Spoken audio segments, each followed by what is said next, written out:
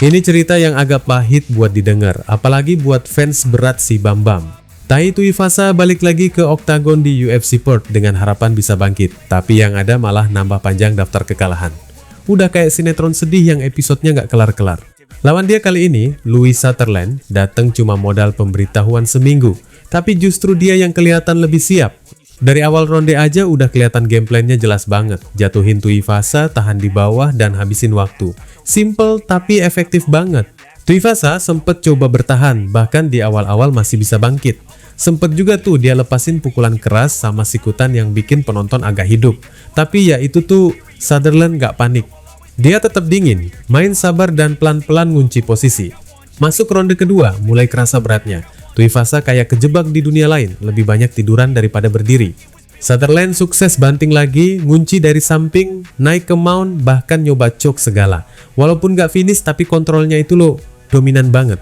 Dan yang bikin makin apes, di akhir ronde Tuivasa malah bikin kesalahan fatal.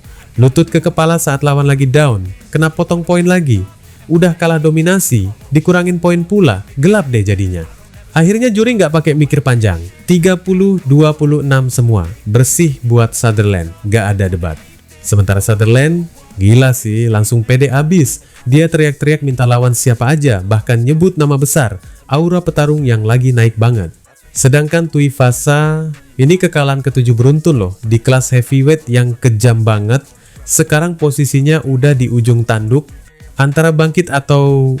Ya, lu tahu sendiri, pintu keluar UFC makin kebuka lebar.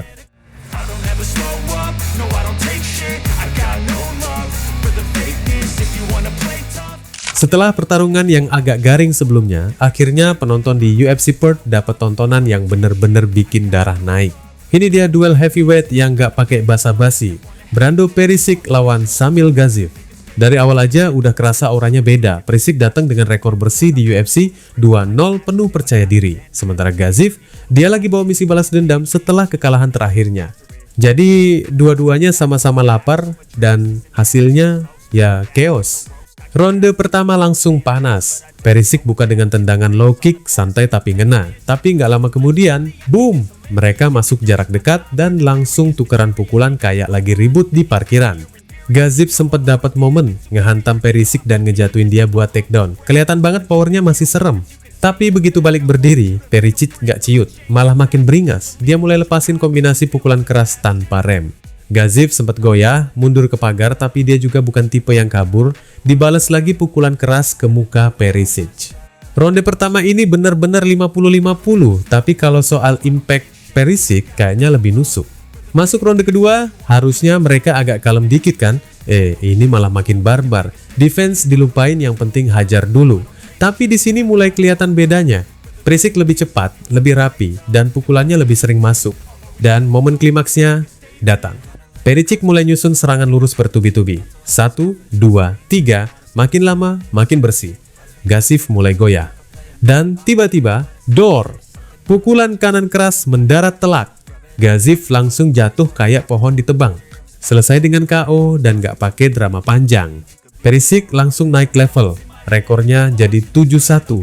Dan yang lebih gila lagi, 3 pertarungan di UFC, 3-3-nya menang KO. Ini bukan sekadar menang loh, ini pernyataan. Sekarang dia udah mulai ngomong soal ranking, bahkan minta tampil di Serbia akhir tahun nanti. Aura bintang baru heavyweight mulai kerasa banget. Sementara Gaziev, ya harus balik ke meja gambar lagi. Tapi jujur aja, malam itu milik Perisic sepenuhnya.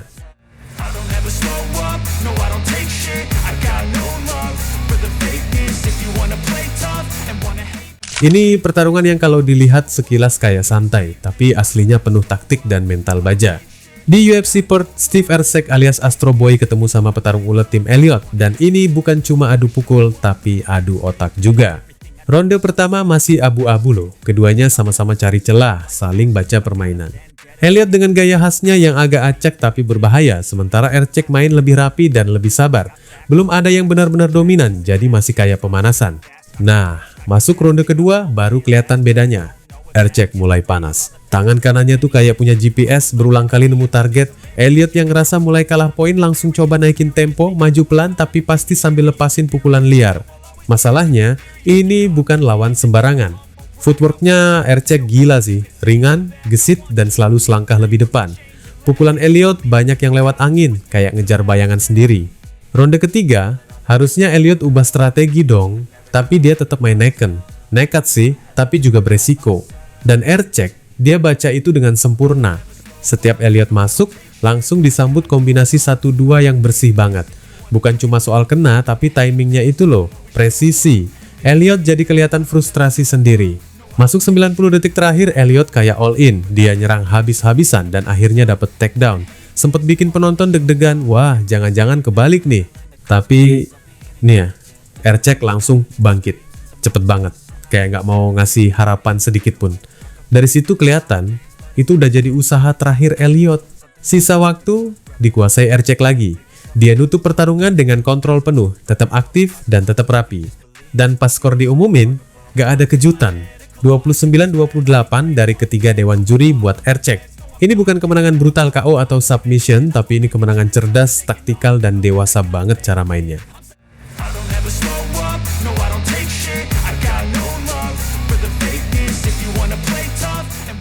Ini dia yang namanya datang buat bangkit tapi malah dijatuhin lagi. Ceritanya si Beneil Dariush yang pengen balas dendam setelah KO kilat sebelumnya, malah kena plot twist brutal di UFC Perth. Di satu sisi Dariush masuk dengan beban. Umur udah 36, habis kena KO super cepat, tapi sebelumnya masih sempat menang lawan Renato Moicano. Jadi ini momen pembuktian, gua masih layak di level atas.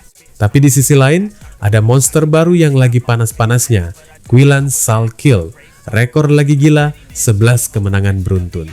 Dateng bukan cuma buat tampil, tapi buat ngegas di depan publik sendiri. Dan di ronde pertama langsung chaos. Dariush nggak pakai lama langsung maju. Hook keras mendarat.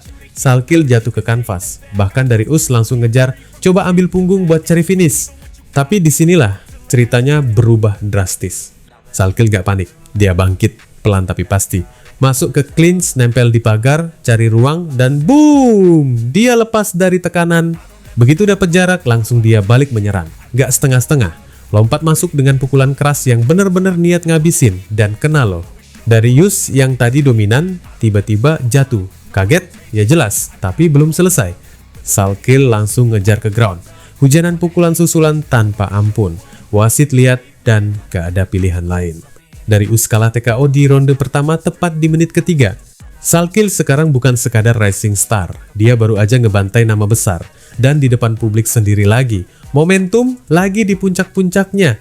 Sementara Dariush, ini makin berat loh, 2 kekalahan KO beruntun.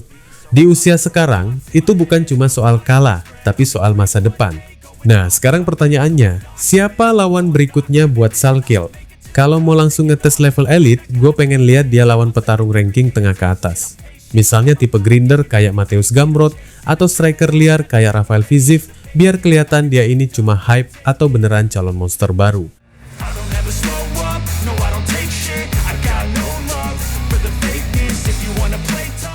Kalau lo nonton main event UFC Perth yang satu ini, fix lo bakal bilang ini bukan fih tapi ini eksekusi. Carlos Prates ketemu sama mantan juara Jack Della Maddalena alias JDM. Dari sebelum bel aja udah panas. Mereka hampir ribut duluan loh. Aura tegangnya tuh bukan lagi fight night, tapi kayak 2 orang yang emang udah siap perang dari tadi siang. Masuk ronde pertama, Prates langsung nunjukin niat jahatnya. Jabnya tajam dan lutut ke kepala itu gila, bersih banget. JDM sempet kena damage serius.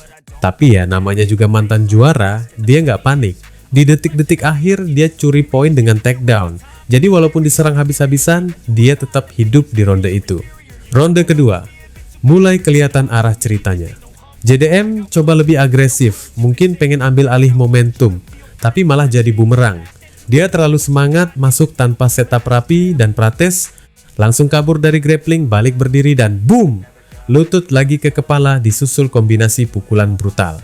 JDM masih bertahan sih, tapi lo bisa lihat badannya mulai rusak. Dan di akhir ronde, kaki kirinya kena tendangan betis. Bukan cuma sakit loh, tapi itu kayak dimatiin. Dia jatuh telentang. Momen itu udah jadi warning keras, ini tinggal nunggu waktu. Masuk ronde ketiga, JDM kayak orang yang tahu dia lagi di ujung jurang. Dia coba takedown lagi, tapi gagal. Nafas mulai berat, kaki udah nggak stabil. Dan Akhirnya, momen itu datang. Prates lepasin lagi tendangan betis brutal. JDM jatuh, kali ini nggak ada bangkit-bangkit lagi. Dari atas, Prates hujanin siku 12-6 tanpa ampun. Wasit Mike Beltran nggak bisa nonton lebih lama, malah langsung stop. TKO di ronde ketiga dan selesai. Dan ini bukan kemenangan biasa.